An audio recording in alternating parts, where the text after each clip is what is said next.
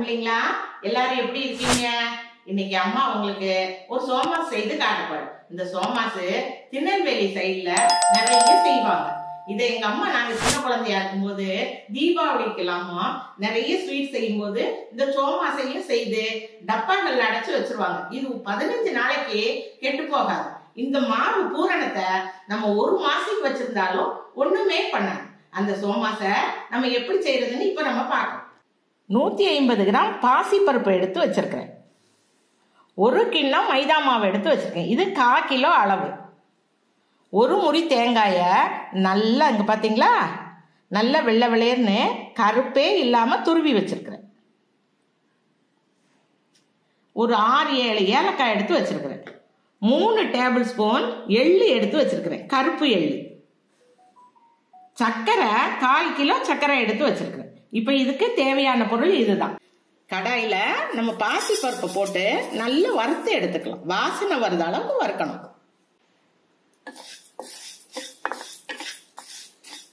இப்ப பாசி பருப்பு நல்லா வறுபட்டுருச்சு பாருங்க. இப்ப இதை எடுத்துடலாம். எடுத்து ஒரு பிளேட்ல கொட்டி வச்சுக்கலாம். இது ஆறட்டும். இந்த சட்டியிலேயே எள்ள வறுத்துடலாம்.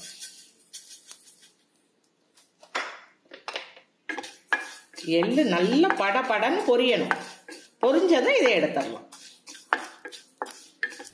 எள்ளு படன்னு வெடிக்கிறது உங்களுக்கே தெரியும் பாருங்க.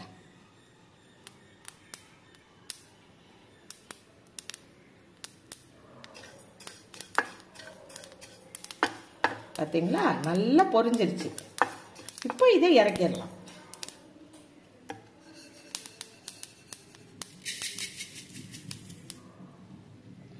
அதே கடாயில இந்த தேங்காயையும் நல்லா வறுத்து எடுத்துடலாம்.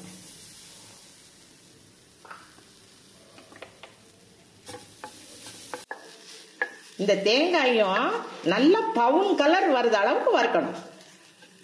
அதுக்காக ரொம்ப கருக்கிடக்கூடாது, நல்ல பொன்னிறமா வரணும். அந்த அளவுக்கு தண்ணி, தேங்காயில இருக்க தண்ணி எல்லாம் வத்த விட்டு நல்லா வறுத்து எடுக்கணும். பாத்தீங்களா, நம்ம தேங்காய் நல்ல பொன்னிறமா வறுபட்டுருச்சு. இப்ப இதையும் இறக்கிடலாம்.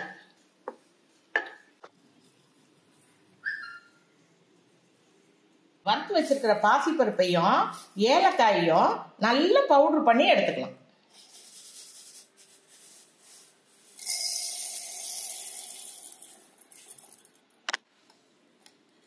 இந்த பாசி பருப்பு மாவு எவ்வளவு நைஸா நல்ல பவுடர் ஆயிடுச்சு பாருங்க.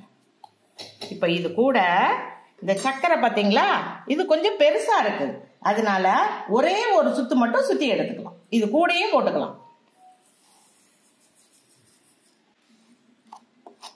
இந்த சர்க்கரையும் இதோட சேர்த்து ஒரே ஒரு சுத்து விட்டு எடுத்திருக்கிறேன். வறுத்த பாசிப்பருப்பையும் சர்க்கரையும் ஒரு பாத்திரத்துல போட்டுக்கலாம்.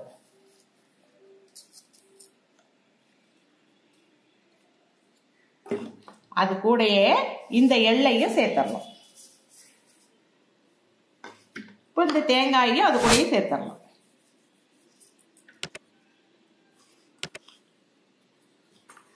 எல்லாத்தையும் நல்லா கலந்து விட்டுறோம். நமக்கு இப்போ சோமாஸோட பூரணம் ரெடி ஆயிடுச்சு. இப்போ சோமாஸுக்கு மாவை தேய்க்கலாம்.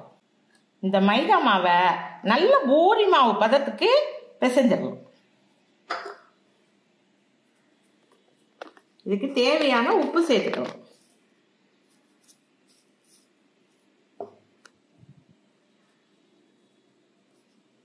இதை நல்லா கலந்து விட்டுட்டு கொஞ்சம் கொஞ்சமா தண்ணி சேர்த்து பிசைஞ்சு எடுத்துடலாம். நல்ல கெட்டியா இந்த பக்குவத்துல பிசைஞ்சு வச்சிருக்கிறேன். அது கூட பிளைனா கொஞ்சம் மைதா மாவு எடுத்து வச்சிருக்கிறேன். இப்போ இதை எப்படி செய்யலாம்னு பார்க்கலாம். சின்ன சின்ன கோழிக்கு அளவுக்கு உருட்டி தேய்ச்சிக்கலாம். பூரி மாதிரி தேய்ச்சிக்கலாம்.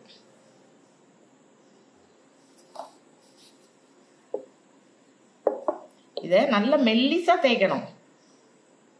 அப்பதான் நல்ல மொறுமொறுப்பா வரும் உங்களுக்கு. இந்த மாதிரி நல்ல லேசா தேய்ச்சி எடுத்துக்கோங்க. பாத்தீங்களா, எவ்வளவு லேசா அம்மாவோட விரல் எல்லாம் தெரியிற மாதிரி தேய்ச்சி வச்சுக்கோங்க.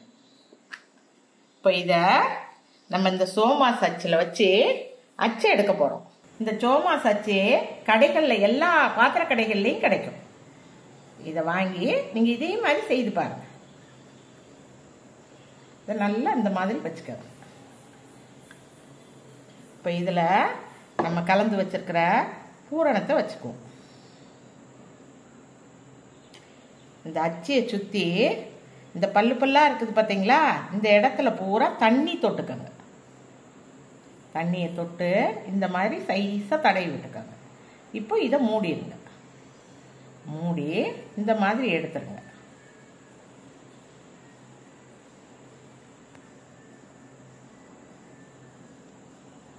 இப்போ இதை ஓப்பன் பண்ணிடலாம். இப்போ நம்மளோட சோமாஸ் ரெடி ஆயிடுச்சு பாருங்க. இப்போ இதை இதில் வச்சிடலாம். இதே மாதிரி எல்லாத்தையும் நம்ம செய்து வச்சுக்கலாம். அம்மா கடாயில் ஆயில் விட்டு வச்சிருக்கிறேன். இப்போ ஆயில் நல்லா ஹீட் ஆயிடுச்சு பாருங்க. இப்போ இதை போட்டு பொரிக்கலாம்.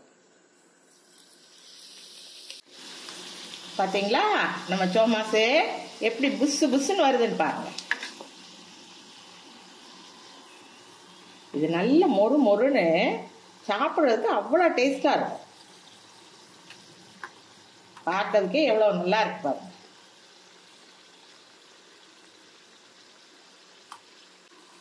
இந்த சோமாஸ் மாவு உங்களுக்கு வெளியே வச்சாலும் கெட்டு போகாது, ஃப்ரிட்ஜில் வச்சிருந்தாலும் கெட்டு போகாது. 1 வருஷம் கூட நீங்க ஃப்ரிட்ஜில் வச்சு யூஸ் பண்ணலாம்.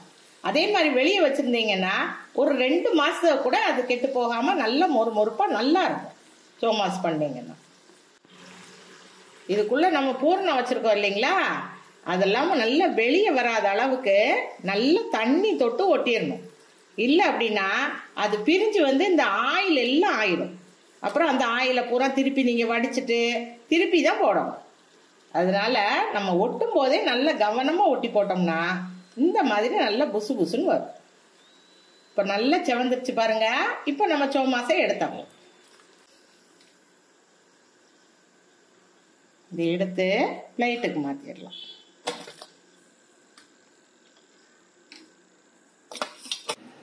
பிள்ளைங்களா, இன்னைக்கு அம்மா உங்களுக்கு நல்ல பாரம்பரியமான சோமாஸ் செய்து காட்டுங்க. இந்த சோமாஸ் இதுல சேர்த்திருக்கிற பொருள் எல்லாமே அந்த காலத்து பெரியவங்க நம்ம உடலுக்கு நல்லா இருக்கிறதுக்காக இதன் பலகாரத்தை செய்து காட்டியிருக்காங்க. அதே மாதிரி பலகாரத்தை நம்ம இப்போ செய்திருக்கிறோம். பாருங்க எவ்வளவு முறுமுறுப்பா எவ்வளவு சூப்பரா இருக்கு பார்த்தீங்களா. இது சாப்பிட்றதுக்கு அவ்வளோ டேஸ்டா இருக்கும். நீங்களும் எல்லாரும் உங்க வீட்டில் இதே மாதிரி செய்து சின்ன சின்ன குழந்தைகளுக்கெல்லாம் கொடுத்தீங்கன்னா ரொம்ப விரும்பி சாப்பிடுவாங்க. பிள்ளைங்களா, இந்த வீடியோ உங்களுக்கு எல்லாருக்கும் பிடிச்சிருந்ததுன்னா கண்டிப்பா லைக் பண்ணுங்க, சப்ஸ்கிரைப் பண்ணுங்க. நன்றி.